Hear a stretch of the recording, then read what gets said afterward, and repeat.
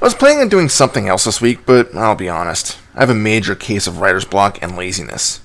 Not sure which is worse, really.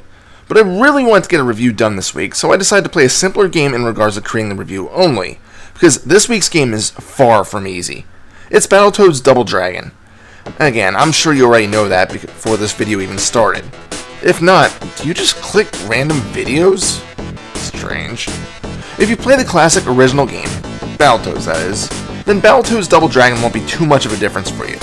The only big addition was the two Double Dragon members, Billy and Jimmy Lee, and a bunch of the foes from their series of games. And before I get too much further into the review, I just want to thank Will for loaning me his copy of the game, with the only requirement that I have to review it. So, here we are, and thanks again, man. So, onto the game. Right from the start, you get to choose between 5 different characters. You have the 3 Battletoads, Rash, Pimple, and Zitz, and the 2 dragons, Billy and Jimmy. As far as I know, there's no difference between the 5, and although I swear some enemies fell quicker when I was using one of the dragons, and the kill animations for the Toads are obviously a bit better, as the dragons just use simple attacks, but the Toads get those comically enlarged fists and boots to destroy their enemies. After choosing a fighter, you fall into Stage 1, which is on top of a spaceship. Screw oxygen masks, all heroes can freely breathe while up here. This stage is one of the easiest of the game, as is to be expected. Enemies fall within a few blows, there's a 1-up right in the beginning, and overall you can't be challenged too much. You can't even fall off the ship, as you'll just hang there from the sides, able to kick any approaching enemies. Even the boss here, a Bobo, can easily be taken care of with constant jump kicks or headbutts. Stage 2 ramps up the challenge slightly, but not really enough to get you ready for the rest of the game. It introduces those yellow walking things where you can destroy them and use their legs as a weapon. Eventually, you'll have to figure out that you need to throw dynamite back at the enemy here to move on. At the bottom of the stage is this game's rendition of the turbo tunnels, which are sadly a much scaled back version from its notorious older brother. In fact, there's 2 sections where you can earn an extra life. The obstacles come at you slowly, and there's only about a dozen of them, if that. And the only other hazard is a small straight section where enemies will approach you one by one, attempting to knock you off your bike. All in all, there's no speed up sections, no ramps, and no pits. Lame. But after this, in level 3-1 is where the game will stop holding your hand and start beating your ass. There's a lot more environmental hazards, with presses, cliffs, and electrical blasts causing you major problems. The enemies you encounter are the least of your worries. And really, this is the biggest problem with Battletoads Double Dragon.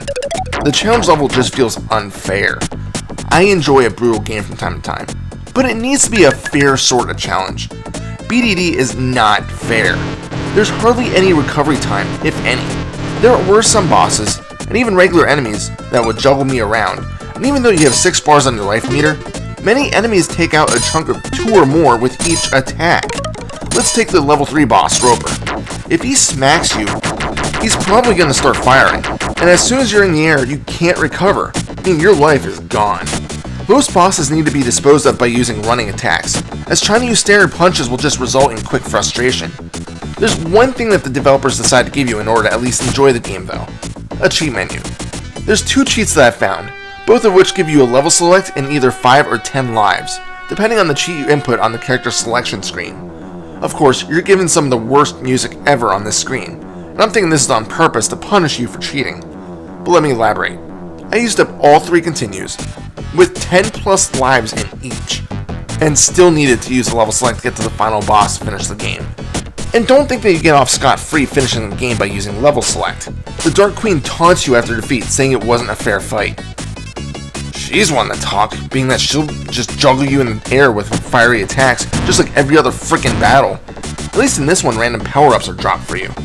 The whole game isn't just a beat 'em up though. After that frustrating battle with Roper, you then move on to stage 4, which is Asteroids. Out of all the freaking classic games, it has to be Asteroids. I am awful at Asteroids. It's not so bad until the tail end of 4-1, where the ship starts shitting out swirling clams that fire projectiles at you. I've lost the majority of my lives in this one stage. Floor 2 isn't as bad as it's a simple boss battle where you need to pick apart the ship, but Floor 1 is a true nightmare to play through. At least it was for me. So let's move on to the graphics. They are nice and colorful, which is actually kind of surprising due to the stages of the game primarily taking place outside or inside spaceships. The characters have a decent amount of detail to them, although some of the animations for the dragons can be a bit strange. Like, why is Billy cupping his hand like this when smacking around one of the robotic things? I don't get it. The music and sounds are actually pretty decent. I'm usually not a fan of most Genesis soundtracks, but this game isn't so bad. You can catch some slight remixes of Battletoads and Double Dragon themes, which are pretty cool. As for sounds, they're your standard beat-em-up stuff. The only downside is that previously mentioned cheat menu. I think that's all I got for Battletoads Double Dragon. It's a fun, although extremely frustrating game. I can't imagine getting far without the extra lives, but maybe I just haven't played it enough. I tried a small handful of times, and I will say that I got farther each time without using up a ton of lives. But the Asteroids, screw those. And if you can't find the Genesis version, it's also available for the SNES and NES. Final score? 8 out of 10. This is Reaper. Happy fragging.